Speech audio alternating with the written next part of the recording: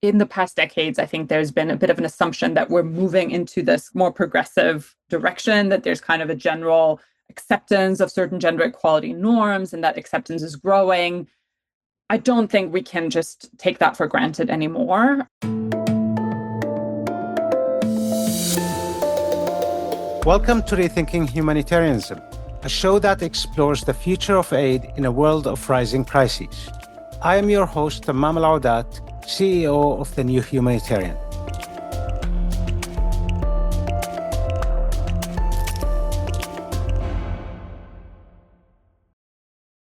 In our last episode, we covered the aid sector's blind spot on the LGBTQI+ community. Now we are going to talk about the growing global backlash on women's and LGBTQI+ rights and what people can do about it. Joining us today is Saskia Brechenmacher, a senior fellow in Carnegie's Democracy, Conflict and Governance program. She has written extensively on this topic. In an article for the Carnegie Endowment for International Peace, she warns that this backlash is not isolated or temporary. It's part of a cultural and political push to reverse gains in gender equality and norms. But there are ways we can counter these threats. If you have any questions or comments, stick around for the credits to learn about how to reach us here at Rethinking Humanitarianism. Saskia, thank you for being here with us. Thank you so much for having me. I really appreciate the opportunity to have this conversation. We're going to talk today about the global backlash on women's and LGBTQI+ rights. And this is talked about in multiple terms. One of them is what the opponents of it call gender ideology. What are we talking about when we talk about gender issues? I think you're right to start us off with definitions, because I think those terms get thrown around and it's not always clear what exactly people mean. It's fairly straightforward what we mean when we talk about women's rights or LGBTQ rights. But then when we talk about gender, things get a little bit more complicated. I think traditionally, when women's rights advocates or LGBTQ rights advocates have talked about gender, what they're referring to is usually a distinction between a purely biological definition of sex, right? You have women and you have men, to instead talk about the broader sets of norms, ideologies, policies, scripts that are associated with our definitions of what it means to be a man or woman or anything in between, right? So it's talking about the broader constructs in our society that we associate with masculinity and femininity. So, for example, right, it's the idea that women are the primary caregivers for children, right? That's not necessarily a given, but that's sort of a norm that has emerged over time in many societies. So we talk about that as a gender norm. Now, recently, as you mentioned, there's been a lot more talk about the so-called gender ideology, and various organizations, governments have taken that up as a problematic ideology, right, that they are against.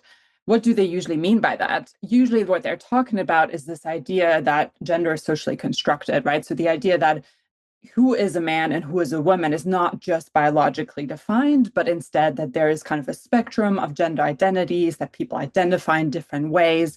Now, this is sort of an idea of gender that's fairly new to a lot of people and also can feel quite threatening. And so the concept of gender ideology kind of tries to get at that and tries to get at that idea that this is kind of a threatening new concept. It's also important to note that gender ideology is a fairly vague term that gets thrown around. It's not always defined what exactly people mean by it. So I've seen it used to describe all kinds of things, right, that have actually very little to do with LGBTQ issues or transgender issues, which is a more narrow set of issues. So I think it's important to view it also as an umbrella concept, right? You can say gender ideology, people don't exactly know what you mean, but it sort of implies that there's a set of things related to gender and sex that are sort of vaguely threatening, and you don't necessarily have to clarify what exactly you're talking about. In your report, you start off by citing President Trump's executive order directing agencies to remove statements, policies, regulations, and other messages that promote or otherwise inculcate gender ideology. He has also pushed to cut funding for anything related to things like gender or DEI. But you go on to say that this isn't an isolated incident, but a wider liberal trend and a global backlash to women's and LGBTQI plus rights. When and where do you think this shift began? So the phenomenon I'm talking about is not necessarily a new one. So people who've been following debates related to gender equality, to women's rights, LGBTQ rights, have been aware of this for a while. I would say even for around a decade or more, that there've been increasing pushback against elements of the women's rights, LGBTQ rights agenda and gender equality agenda more broadly. This was first evident, I think, as early as 2012, for example. We saw the Russian government adopt a more conservative stance on gender issues, including in multilateral forums.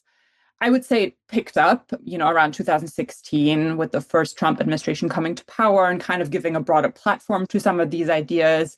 We also saw an uptick around that time in Latin America and other regions of conservative organizations and political actors kind of contesting what had previously been more widely accepted gender norms and gender equality ideas more openly, and no longer just focusing on the most controversial issues. Because I think it's important to note that some issues like abortion have long been extremely controversial, right? In many countries, legal frameworks are still very restrictive. I think the same goes for LGBTQ rights, right? That in many parts of the world, there's never been wide social acceptance of these ideas. So it's not exactly surprising that we're seeing resistance against that. And that's been around for a long time. But what we've noticed in the past 5 to 10 years is that, first of all, the resistance has grown quite a bit. It's become more transnationally connected. So what were previously disparate movements, disparate ideas in different regions, they've come together in a more unified manner and is using kind of similar language, similar discourse, similar strategies. And also, kind of the scope of the resistance has broadened. So it's no longer just about abortion, for example, but actually the idea of sexual and reproductive rights more broadly, which previously advocates thought, oh, that's, fairly accepted. We have multilateral declarations on the issue. That language is anchored in lots of documents. And increasingly, actually, we're seeing that the consensus around that has weakened and we see more pushback against it. And that's really a phenomenon that has accelerated over the past 5 years or so. You're talking about a global backlash, but I want to nuance that a little bit. I've worked for a very long time on medical humanitarian issues. And one of the things that I could say confidently is that the backlash has started long before Trump, for example.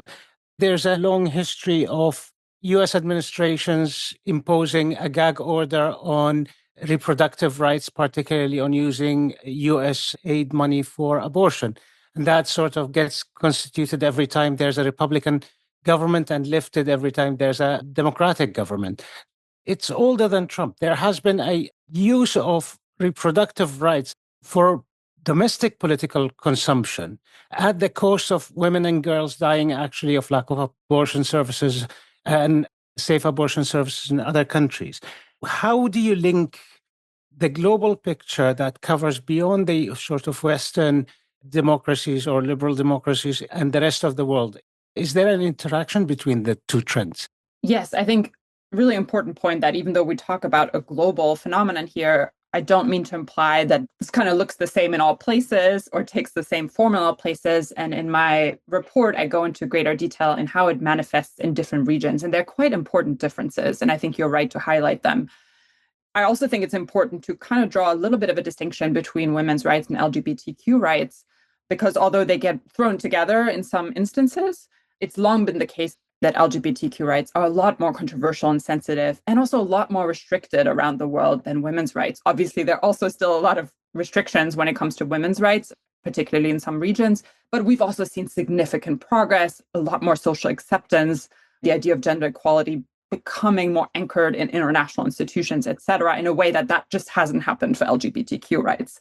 So even though we now see the two being contested, I think it's still important to draw a distinction. In terms of what's global and what's unique to different regions, first of all, in many regions, there's kind of longstanding localized resistance against different ideas of gender equality or women's rights that often rooted in religion, for example, religious frameworks. Some countries still have religious frameworks in their legal actual laws and constitutions. And so there tends to be a lot of resistance from religious institutions, particularly against liberalizing things like family law. Questions around marriage, questions around inheritance can get really sensitive. And that's not new. That's a longstanding phenomenon. Similarly, we have longstanding resistance against LGBTQ rights. In a lot of places, those people have never been granted full citizenship rights. So that's not new. So what is exactly new? So in some places, what we're seeing is that these local religious actors or conservative actors that have always resisted liberalization are now more connected to international and transnational networks. So there have been these, for example, US Christian organizations that have been around in the US for a long time advocating against abortion liberalization, for instance. And what we're seeing now is that a lot of them actually have established overseas offices in places like Africa and Latin America, where they're explicitly trying to foster linkages to these local religious actors and are sharing ideas, are sharing strategies for how to oppose certain legislation, but also how to lobby politicians to pass certain laws. In many ways, actually emulating the tactics pioneered by the women's rights movement, right? Which is also a transnational movement acting across borders and lobbying and fostering change across borders. So in some ways, it's kind of emulating those same tactics and with a lot of success, and also using often similar rhetoric across different places. So this rhetoric around gender ideology, for example, took off in Latin America, has been kind of used extensively by conservative civil society movements in Latin America. But then over the past decade, we've seen it pop up a lot in Europe and Eastern Europe. And now we're seeing it in the US under the Trump administration. So this sharing of certain kinds of rhetoric, strategies, and practices, I think that's sort of a newer part of this phenomenon. So our listeners understand this is not just people yelling at TVs. It has real life implications and it's hurting and harming people. How is it showing itself in policy and in practice? So the most acute manifestation of this trend is actual rollback of existing policies and legislation. And we're seeing this across multiple domains. One is gender-based violence, protections for gender-based violence. So over the past decade or so, a number of countries have weakened protections for gender-based violence that previously existed. Turkey comes to mind as a prominent example. Turkey was previously party to the Istanbul Convention, which is an international convention aimed at protecting women from domestic and gender-based violence. Turkey has since left that convention under President Erdogan, who was contesting language around gender in the Istanbul Convention. So that's one prominent example. We've seen rollback in other areas. One is sexual and reproductive rights. Obviously, the US is a much talked about example. Poland, another example. But then more recently, for example, there have been new bills introduced in Brazil and Argentina to also try and weaken abortion rights that have been fought for by advocates for a long time. Those bills have not yet been passed, but we see these active efforts to try and impose new restrictions. LGBTQ rights. Now, this is an area where it's already very restrictive in many parts of the world, but we're seeing is new efforts to make it even more restrictive. Uganda being a prominent example with a new Anti-Homosexuality Act passed in recent years that criminalizes same-sex conduct and imposes extremely harsh penalties. So those are the kinds of policy rollbacks that we're seeing. In addition, there's kind of the attempted rollback, so proposals that are still pending but are being introduced in legislatures around the world. In addition to those kind of rollbacks, what we're seeing is governments putting forward sort of an alternative vision of what gender relations and gender norms should look like, often centered around more traditional gender roles. So women as being primarily responsible for caregiving, having more children, staying at home with those children. So a number of countries' governments have introduced pro-natalist policies aimed at encouraging women to have more children, Hungary being a prominent example of that trend, and sort of even encouraged families to adopt that traditional family model for women to stay at home with their children, to give financial incentives to those types of families. So I think those are the two kind of areas I would highlight: active policy rollbacks or attempted rollbacks, and then sort of attempts to foster kind of an alternative family model in some places. And why are they doing this? Is this a right-wing problem, or is it a problem that finds a way or an audience at populist right-wing movements? Because one thing is, it is more prominent in conservative populist politics, and it bleeds into how they behave, and this will go to how they behave domestically in terms of their own policies, but the policies they impose and how that interacts with foreign aid. We mentioned the issue with the gag order, for example, but there are other examples. Who's doing it and why do they do it? It's a good question. And I don't think there's a single driver at play here. Instead, we have different drivers coming together at this particular moment. And some are more important in some places than in others. So let me summarize what I see as sort of the picture. First, I think you have some broader structural trends in many parts of the world. So what we've seen over the past decade is that women in particular have made significant advances. When we compare women's situation now in many places to their situation in the 1960s or 70s, we see a lot more political representation. We see higher labor force participation, and we see much more success in kind of educational enrollment, even in, secondary, tertiary institutions. In a lot of regions, women now go to university at higher rates than men. So this is a massive social change across many parts of the world. And I think it's easy to forget how big of a social change it is.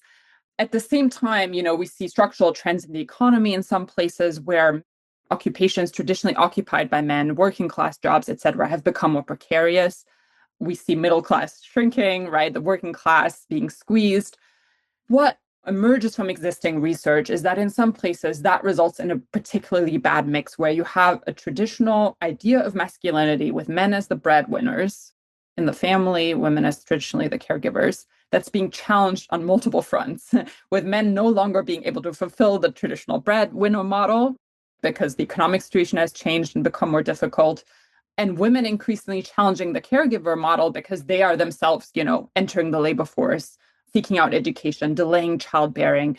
At the same time, our gender norms haven't necessarily changed, right? We still have these old ideas kind of floating around. And so all of that can create a pretty bad mix of status threat for men, maybe a loss of purpose, a sense of dislocation, a sense of we don't really know what masculinity looks like in this changed environment. And so in recent years, we've heard a lot of reporting about a crisis of masculinity, crisis of men. And I think that's not a problem that's confined to sort of the United States or Western Europe. We see evidence of that in other parts of the world, whether in Latin America and East Asia and China, where there's been rapid economic change, social change, and we're sort of grappling with the consequences of that. Now, that doesn't automatically result in the backlash I'm talking about, but it results in a fertile ground for some of these ideas to be mobilized by political actors, right? To tap into that sense of change, of dislocation, of things are no longer the way they used to be. And gender becomes kind of a focal point for that. We used to have a certain family model, and now it's different, and that's threatening.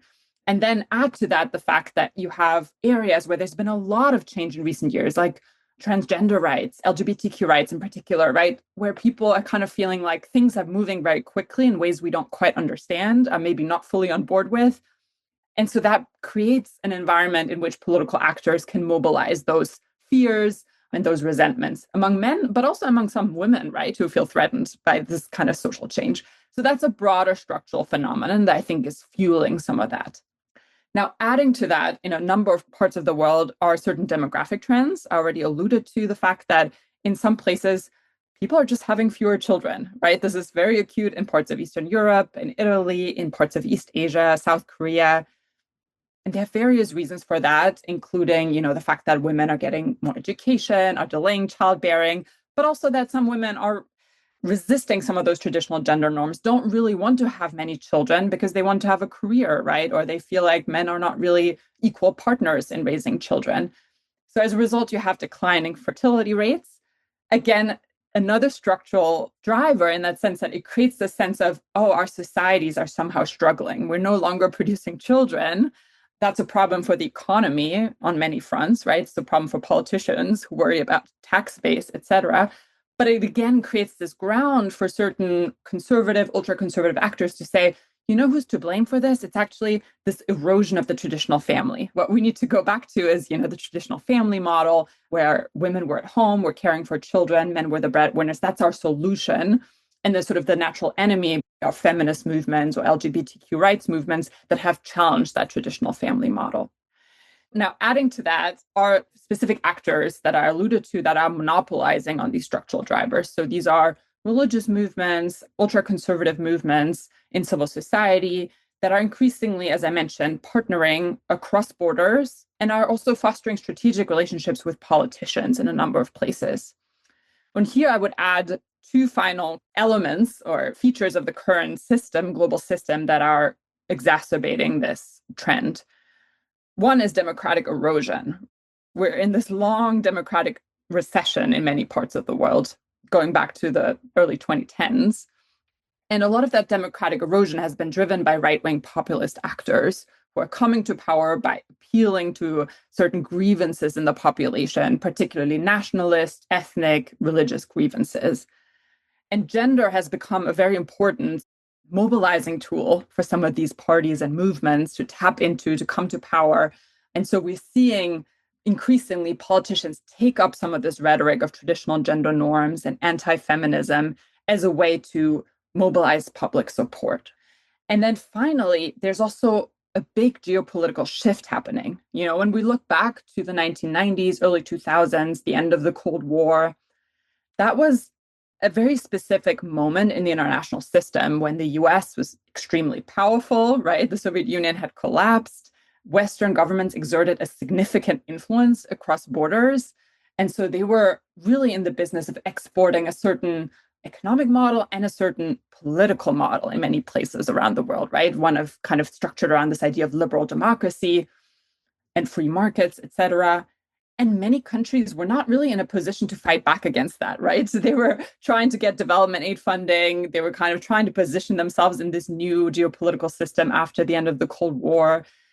And so many of them adopted kind of the language and laws that came with that model. And international organizations like the UN had a lot of influence to shape legislation, to shape ideas around gender norms. So we see a rapid proliferation, right, in the 1990s and early 2000s when it comes to women's rights legislation.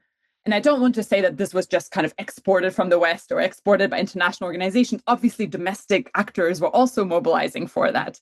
But there was this kind of confluence of domestic activism and international, transnational action.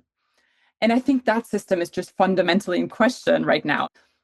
For a lot of countries, the US is no longer the primary partner, no longer the primary source of funding and financing.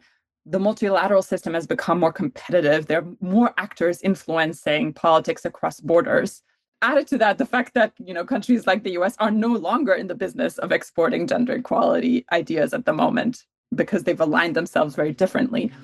So the incentives for governments look extremely different when it comes to responding to local women's movements than they did maybe 20 years ago.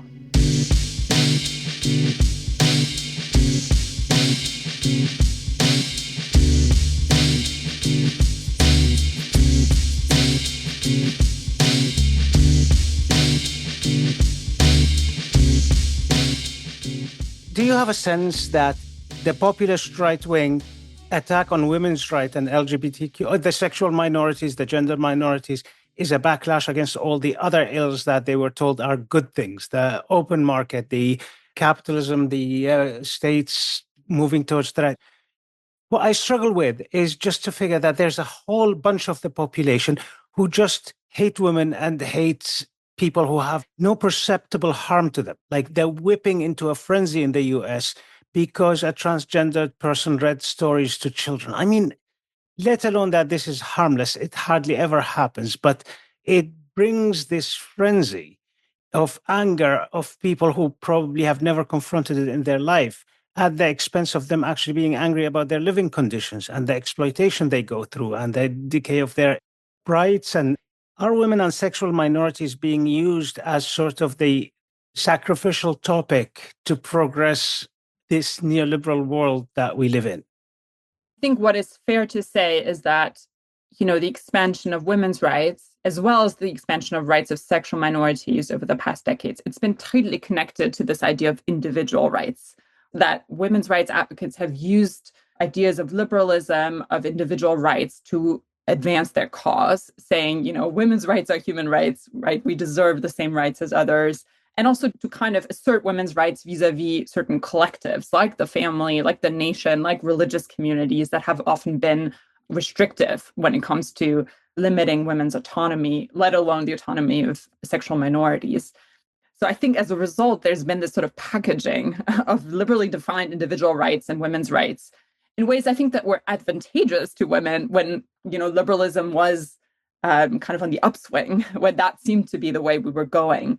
Right now, we're in this moment of rising illiberalism in parts of the world, a counter reaction to what is seen as excessive individualism, right? Excessive individual rights, and kind of a reassertion of the rights of certain collectives, whether that's an ethnically defined nation or religious groups or families saying, there are other units that matter, not just the individual. As a result of the packaging, I think, of individual rights and women's rights then become the target because they're seen as inherently linked to this project of liberalism that is seen as opposed to these other forms of identification, these other forms of belonging that are really important to lots of people. You made this point that do people just hate women? I don't think that's the case for the vast majority of people, right? There's always, small minorities of extremists that are radicalized online, et cetera. So we're not talking about those people. Not incels. Yeah, we're not talking about those. I think vast majorities of people, what they're simply grappling with is different forms of dislocation, a sense of insecurity and threat. And so you turn to different forms of belonging, right? And things like the family, like the community, your religious group, they can offer different forms of belonging that perhaps women's rights movements have not always spoken to in the best possible way. And so there's this dichotomy that can get created between collective forms of belonging on the one hand, and then this very individual idea of rights on the other. And I think it's a false dichotomy, right? Yes. We have lots of research showing, families flourish when women do better and have access to reproductive care, right? Prenatal care, etc. These are all really essential for women to be able to fulfill their roles in the family and be able to care for children. It's not one or the other. Similarly, there's not a natural dichotomy between religious belonging and women's rights. We have lots of religious communities that show that that's not the case. So I think in part, our task is also to challenge some of these dichotomies that are being drawn, that it's either one or the other, that you are either sort of a radical feminist that's completely out of touch with everyone, has radical ideas, and then the sort of majority that just wants to live their traditional life. I think that's a totally false dichotomy, and that ignores the actual complexities and needs that women face on the ground. Added the case of transgender women, I think that's, an even more sensitive topic because for so many people around the world, they perhaps have never met a transgender person, right? They don't have anyone in their lives to talk about these issues with. And so that makes it very easy for political actors to come in with fear mongering, right? With a sense of panic, moral panic. Things are changing.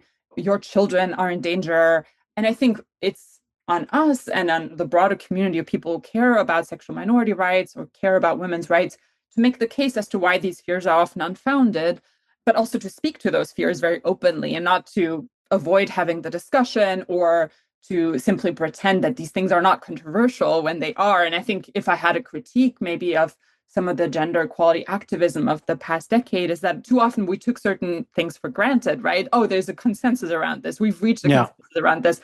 Or, this is a health issue. It's not controversial, right? Sexual and reproductive rights, it's a health issue. And I agree, it is a healthcare issue, but it is also controversial. So I think we have to be able to talk about the controversies and address the fears head on instead of treating things as technical, when in fact they're deeply political and they raise political questions for people. In this past year, the Trump administration has cut out most of the international aid in the vicinity of $65 billion, which was a way of exerting political influence, the soft power, as it was called. Do you have a sense that there will be a replacement of international aid in its sort of secular needs-based format, as much as that was distorted, with this ideological, theological way of influencing others through those ideas? And is that going to put gender rights and sexual minority rights at risk in other places in the world? I think we are definitely at a moment of profound change when it comes to the aid model that has existed for the past decades. And I think that's visible across multiple fronts. And it's definitely the case in the gender equality sphere. We're celebrating the 30th anniversary of the Beijing Declaration this fall. There'll be a high-level event at the UN in September. And it's really striking that, 30 years after this declaration, the Beijing Platform for Action was signed, which is really still one of the most comprehensive roadmaps for gender equality globally, it feels like that document now would not get as much buy-in as it did then in the early 1990s. So that just shows us where we're at globally when it comes to government buy-in into this agenda. I think issues that then were controversial, but there was still, a support for them. Nowadays, it's just become so much more politicized and polarized. And I think that's reflected in kind of what we're seeing in the realm of gender equality aid. It's not that the aid industry was working perfectly well. There've always been problems integrating a gender lens into them. There's been a longstanding problem of aid not going to women's rights organizations, right, or frontline organizations, but actually being captured by big NGOs and multilateral institutions. And just the money did not end up in the hands of the activists that are actually fighting these battles on the ground. So that's a pre-existing problem.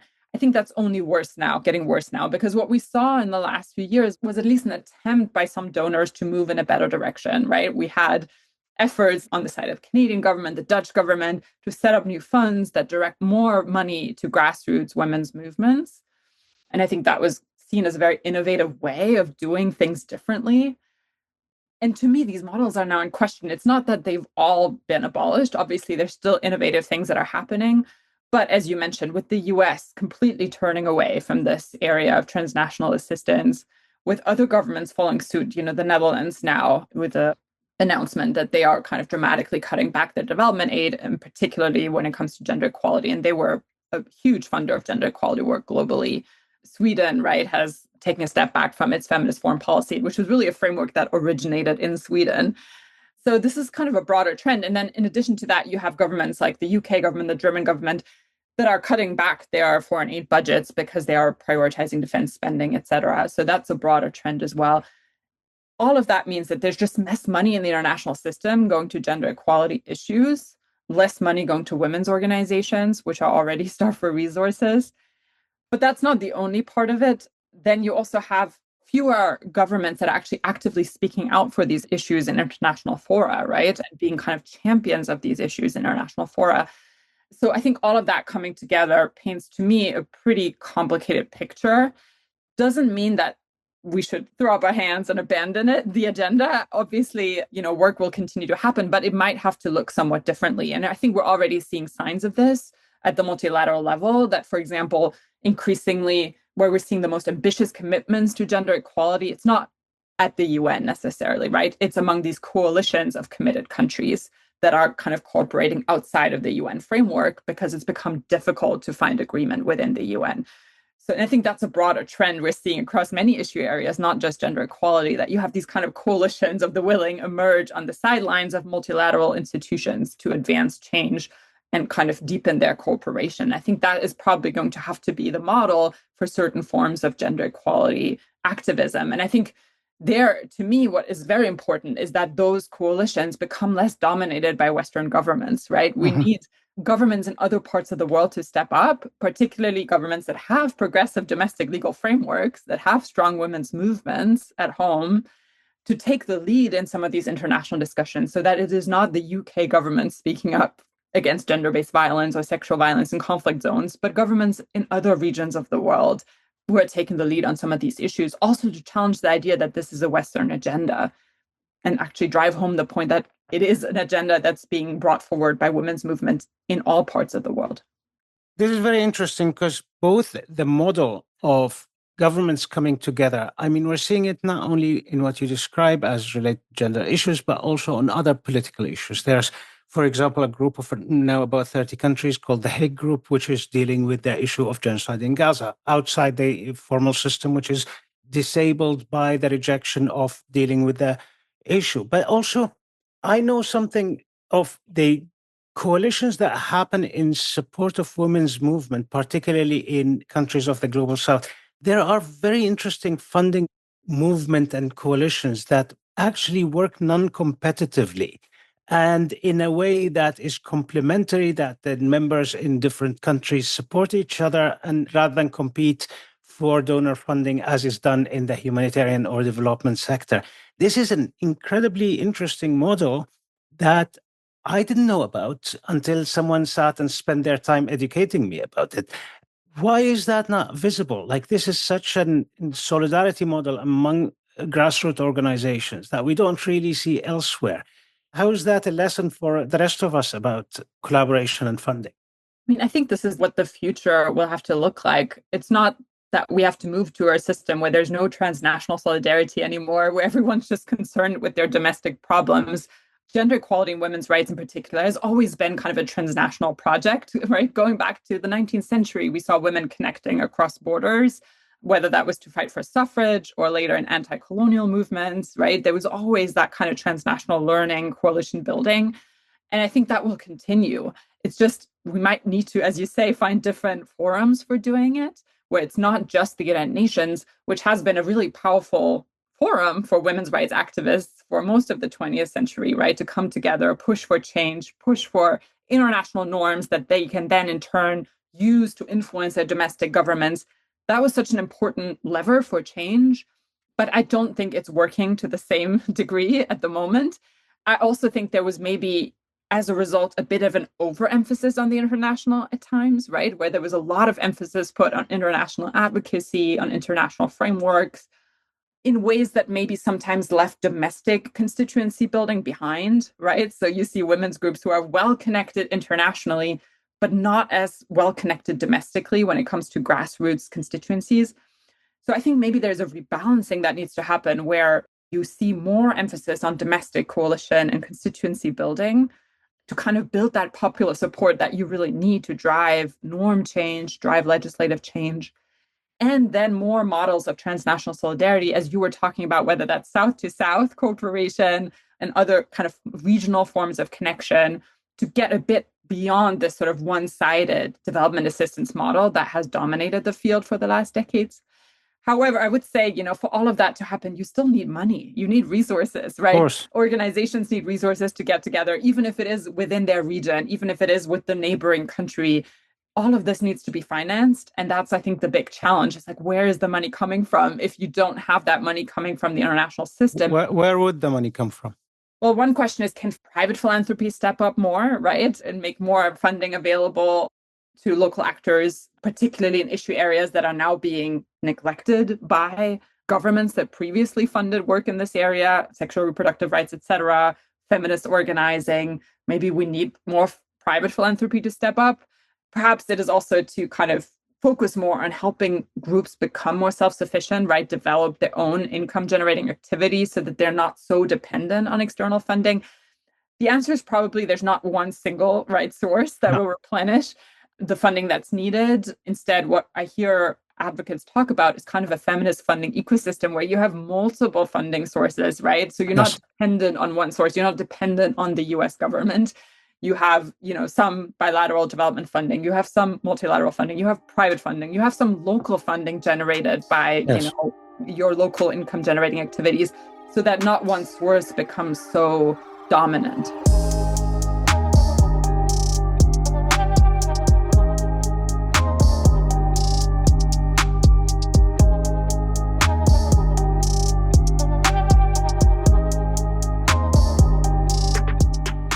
I worked in Yemen many years ago, and one of the issues that I struggled with as a medical person was there is child marriage effectively, and women or girls who were married off and effectively assaulted, sexually raped by their husbands weren't allowed to come to clinics. So should we go there and do like rounds through the villages and so on? And it will include us accepting that child marriage exists and not condemning it. And a lot of people said, oh, but this is not acceptable. You cannot pretend to accept this. Same in another country. We need to vaccinate girls before sexual activity for HPV vaccines. And one of the arguments was, can we convince religious authorities that this is a protection of girls before they get married? And the answer was, no, but this way you'd be seen to endorse this sexual repression. And I mean, it's easy for me to retreat because I don't want to do something stupid and amplify the oppression that is happening. But at the same time, part of me thought, okay, this is a real literal interpretation of how women's rights are understood and practiced in Western settings. How do we figure out that? How do we take a critical stance? Those of us who would never understand it, causing more trouble than we should. How can people from outside the movement be a positive force that actually supports women rather than doing silly stuff and amplify the problem there in the first place, despite their intentions? Yeah, I think that's a really good question and one that's, certainly not a new one. I mean, I would say I don't want to speak, to specific situation in Yemen and in context I'm not familiar with, but probably the starting point would be with women on the ground, right? Rather than come in and say, this is our idea of how things should be or the type of care that should be offered, and here's how we're going to do it. Let's start with the communities on the ground. Let's start with women on the ground and what their needs are, first and foremost, their healthcare needs, et cetera, and what their preferences are within the context that they live in, rather than come in with some ideal model. Because I think what we see again and again is gender equality change, gender norm change takes a long time. It's not something you can change from one day to the other. You can change legislation, and that can happen sometimes quite quickly. But the implementation, right? It is often a problem because of these really deeply rooted norms and traditions that you just won't get rid of from one day to the next. So I think you want to start with a place of what's the situation as it exists and how can we support women and girls in that situation following the lead of local organizations, right? Who probably can best assess what the different opportunities and risks for care are. But then the question is, how do you achieve change in the longer run? And I think there we've seen fairly successful models that rely specifically on engaging some of the powerful people in those communities, including religious leaders, including traditional leaders, right? Even if in an ideal world you would want to challenge the power some of these leaders hold, the reality is they are there and they are influential. And so you can't sidestep them when it comes to thinking about issues of healthcare, right? Thinking about issues of dispute resolution, et cetera, because that's the role they play in these communities. So instead, I think when women's rights organizations have had the most success, it's actually by engaging those leaders, right? And fostering relationships with them, which again doesn't happen overnight, but building trust. And in some cases, actually engaging them as allies on some issues. For example, those leaders might also have an interest in preventing violence in their communities. They also want to see a reduction in maternal mortality in their communities. So, is there a way of finding common ground and then working towards kind of a solution that has buy-in of local actors? Again, this might be a case-by-case situation depending on who those actors are, et cetera. Of course. But I think there has been actually some success in places, and I talk about that in my paper on sexual and reproductive rights, of getting local leaders on board by engaging them head on, rather than kind of coming in with international frameworks, et cetera, but not doing that work of local coalition building. And you've answered effectively my question about what can we do institutionally. Let me try to wrap up and say, we are being listened to by people who are adjacent to the work of development and aid and rights. What can individual people rather than institutions do? How can we be a force of improving, of this course correction, of opposing the backlash that is building up against gender equality, women's rights, and LGBTQI plus people? What should people do? I think you can affect change at multiple levels, right? One is you, as a citizen, as a voter, right? You can choose who you vote for and kind of what political projects you support. I also think just as individuals, we can do a lot by having conversations with people, including across political differences, because I think one of the challenges when it comes to this topic right now, it's so black and white, it's so dominated by disinformation and by sort of these hyperpolarized narratives of what the other side is or what they want or what we want. So I think just actually having more real world conversation about these issues can be really effective because it makes it clear that actually in reality, most people's views aren't as black and white. They're more nuanced and they're more complicated and they're more informed by personal stories and their own experiences of gender than we maybe suspect. So I think just having more conversations around these issues in your own communities and organizations can be useful as a first step. I think within organizations in kind of the humanitarian space, if you're someone who's active in those organizations, I think it's important to remain an advocate for gender equality, right? In this current moment, to continue speaking up for why this matters, to continuing to show all the evidence as to why it really matters to humanitarian outcomes, to political outcomes, and to just not preemptively kind of abandon the agenda, but actually recognize that there's still so many groups around the world that are fighting these battles, that need international support, that need solidarity. But then also rethinking what could that support and solidarity look like in this current moment? And are there opportunities we've maybe missed to foster some of these alliances we were talking about that are less one-directional and are based more on kind of transnational solidarity and learning? Because as I mentioned, some of these challenges are universal. They're not, unique to Uganda or the United States, but we see kind of similar debates prop up in different regions. I think there's a few additional things that would be useful.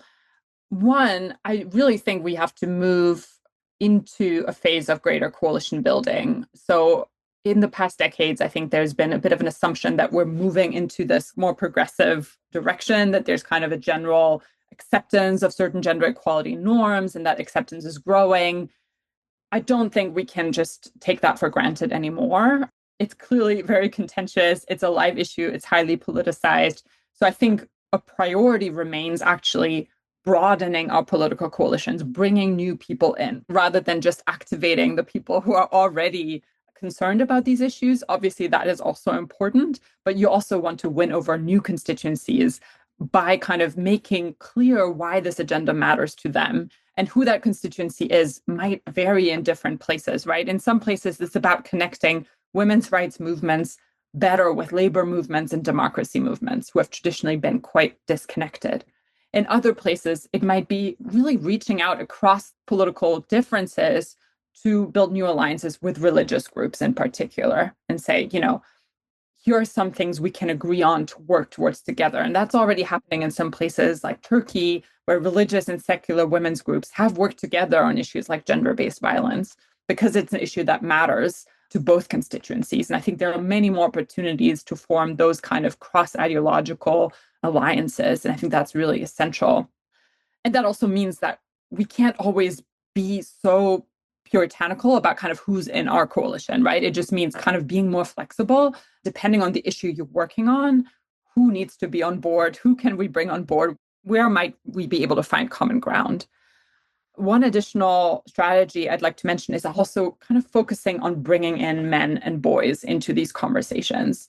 I talked earlier about the drivers of all of this, and I mentioned that one important driver is kind of a sense of status loss and threat among some men, particularly young men, in places that feel like a loss of identity and a loss of social purpose, and that manifests itself in multiple ways, including in some cases in a rise in sort of anti-feminist sentiments.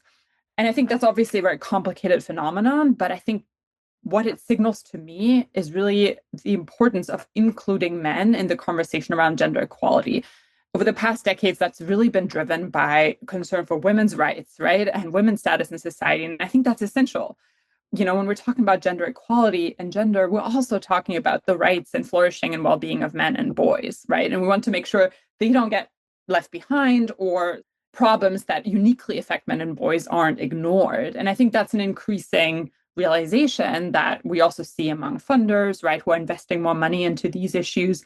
And that doesn't necessarily mean that we, as a result, want to abandon investment in women's rights. It just means that those two things have to work hand in hand, because it's not a zero-sum game, right? It's like when women flourish, I think men benefit. And when men and boys flourish, women and girls benefit. So it's kind of a mutually beneficial relationship. So that means kind of being cognizant of what are the unique challenges affecting men and boys in different communities, who are the actors addressing those, and can we form new bridges and alliances between women's rights actors and those communities to make sure that kind of progress benefits everyone and no one gets this feeling of being left behind.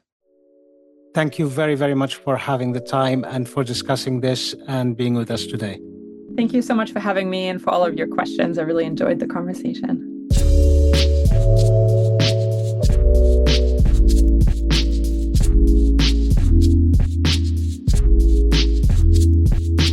Thank you for listening to Rethinking Humanitarianism. Our show is produced, edited, and mixed by Levi Sharp. Editorial oversight provided by Erwin Loy, Eric Reddy, and Freddie Buswell. If you have any questions or comments, you can email us at podcast@thenewhumanitarian.org. Please rate and subscribe to our show wherever you get your podcasts. Also, consider becoming a member of The New Humanitarian to help us continue reporting from the heart of crises. Go to www.thenewhumanitarian.org to find out more.